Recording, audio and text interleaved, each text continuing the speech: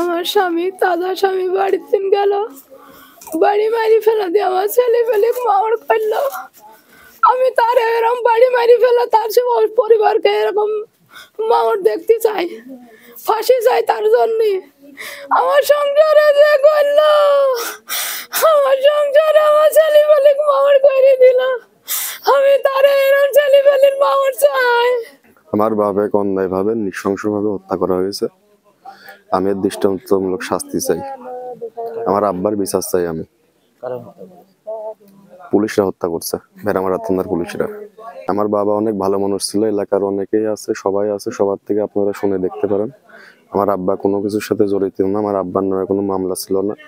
আমার আব্বাকে এরা পরিকল্পিতভাবে হত্যা করেছে।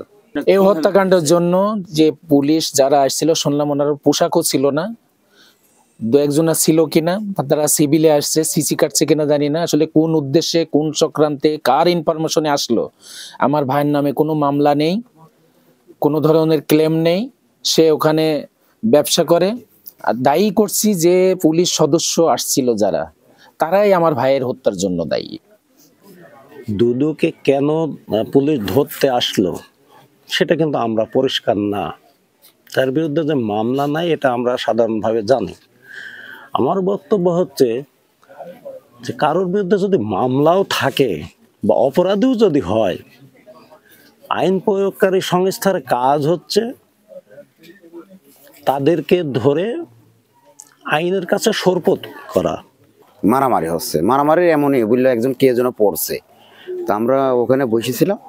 বসে থেকে আমি ওখান থেকে আপনার গেলাম, যায় চিনা যাচ্ছে না, ও নিচে মাটির নিচের দিকে, মানে রফিকুল ইসলাম যে দুদু যে মারা গেছে, ও নিচের দিকে মুখ, আমরা কেউ চিনছি না।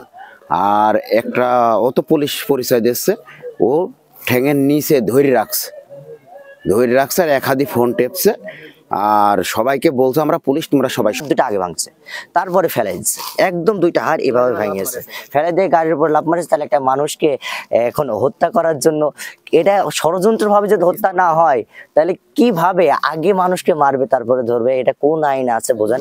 এখন পুলিশ যদি মানুষকে মেরে ফেলে, স্পট ডেড করে, তাহলে পুলিশ হচ্ছে জনগণের বন্ধু। তাহলে